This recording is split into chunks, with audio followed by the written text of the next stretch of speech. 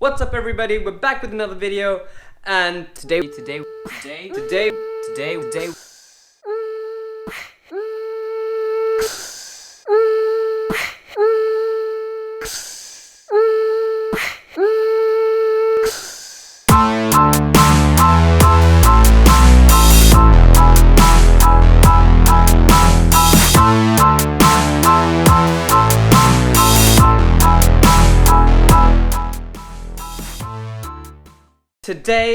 we're going to be talking about one of my more underrated fish.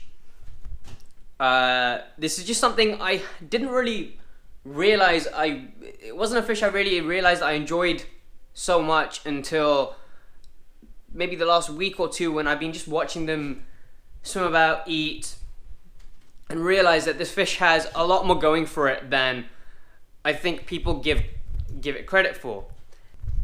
And that fish is the tinfoil barb. Yes, the tinfoil barb, I think, is a really underrated fish, and it's probably one of my favorite fish in this tank. Surprise, surprise, it's another fish from the 200-liter tank. Honestly, is that all I ever talk about? But seriously, these guys are so underrated. At the moment, they're kind of just doing their own thing. As you can see, their bellies are really full, so they've already eaten, which sucks, because part of the reason that I love them so much is the way they eat. If any of you guys have seen bucktooth tetras or exodon tetras, they're the same thing, or piranhas, you guys know that these guys are schooling fish, that when they eat, they kind of like eat with like a pack mentality. They swarm around the food, they rip it to bits and pieces, and these guys do the exact same thing. I'm pretty sure there are other fish that do the same thing as well, but I don't really have them as an example. I only have tinfoil barbs. But the thing is, where the difference primarily lies is you can't really keep bucktooth tetras or red belly piranhas with other fish. Oh, you have to be very careful with what you put them with, because they're more aggressive. These are a much more peaceful fish, and they tend to have this pack mentality when they go after food, not really anything else. So why do I think they're so underrated? Is because I think a lot of people will get tinfoil barbs and they won't get them in enough numbers. I have 7, which I think might be the lowest limit that you want to have them in to actually be able to experience their full. Look at this, just the way that they swim about, dart about the tank. You know, you've got this lovely shoaling, schooling. Alright, I know the difference between shoaling and schooling, but I don't know if they are shoaling or schooling. I think they're schooling because they stay more tightly together. But, you know, you get this lovely sort of schooling thing. I need to stop moving now because the camera's just going to get tired. Anyways. And they get fairly big at the same time. So they get to about 14 inches once fully grown. So they're not a small fish by any means. This is definitely not going to be their forever home. You know, once they get to about the size of this Oscar, imagine 7 of these guys in this tank is not going to be a lot of space. So we're going to have to pretty much move these guys to a bigger tank eventually, and I think that might be one of the reasons why they're a bit more on the lower end of fun schooling fish, because they get fairly big. So you definitely need a lot of space to keep them, and they're not as carnivorous, they're not as aggressive when it comes to eating the food, but they certainly do have that very piranha-like feeding habit. Did the Oscar just attack the pleco, or did I just see things? Anyways, so another thing that I think is really cool about the tinfoil barb is also their color. They have a very nice red on their dorsal fin with the black at the tip, as well as a really lovely red tail and finnage. And they have a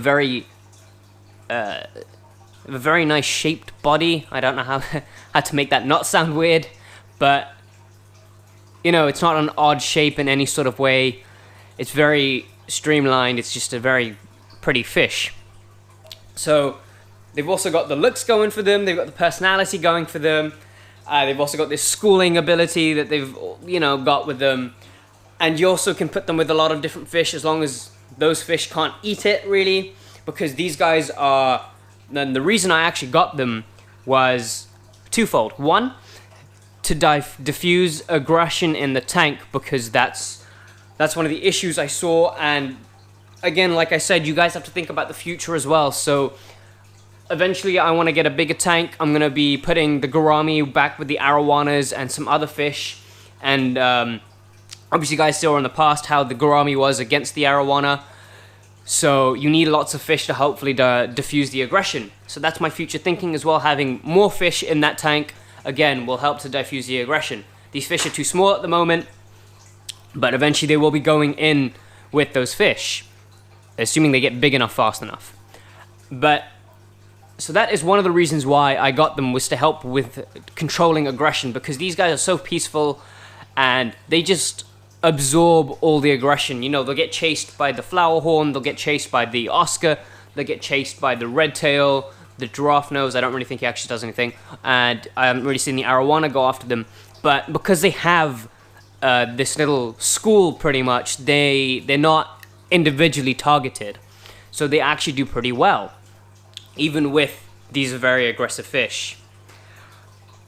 The second reason I got them was because, like the giraffe cat, they sift through substrate, and this actually helps to keep your substrate clean. This means that when you're trying to clean out your substrate, you have to do less maintenance. Obviously, you still do the work you need to do, but they just help with help bring all the rubbish up to the surface, or they eat any uneaten food that they sift through, so you don't have to worry about that. So in essence, you got a fun fish, a fish that has a very unique trait, which I mean by the schooling, as well as they got very lovely colors. As you can see, they got the very, very rich red. And on top of that, they've actually got a purpose in this tank. They're not just ornamental fish. They don't kind of just exist for you to stare at. No, they've also got a job in your aquarium, and that is to help you with your maintenance.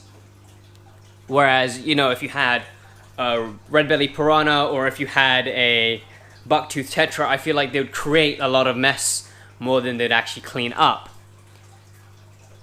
So yeah, I think that the tinfoil barb is definitely one of my underrated fish. Essentially, when I got it for the two reasons I told you: to diffuse aggression and to clean up the tank. I didn't really get them because I thought they would have an interesting personality. I wouldn't think that, you know, they would be schooling this much. And as you saw before, you know, they swim up and down. Sometimes they do clump up in the corner together, like now, but they will keep on just going back and forth, back and forth. And, you know, these guys are very good with aggressive fish. They still manage to get their food because they are so fast. They hit that food, they run away, hit the food, run away. So they're really fun to watch. I will make sure I do a feeding video where I throw in a shrimp and you just watch them like spin around it, and it does look like those documentaries where you see the schools of piranha kind of just like encircling a piece of meat and just ripping it to shreds. It is honestly really fun to watch. But that is that for my most underrated fish. I wonder what you guys think about this. Please do leave some comments down below. What is your favorite fish? Whether you own a fish, whether you like the fish I have. You know, go ahead, let me know what you guys think is a really cool fish. By no means is this my favorite fish, but I just think I definitely did underrate them when I got them, and I'm so glad I did get them because they've just got so much character. Anyways, thank you guys for watching. I hope you guys are keeping safe.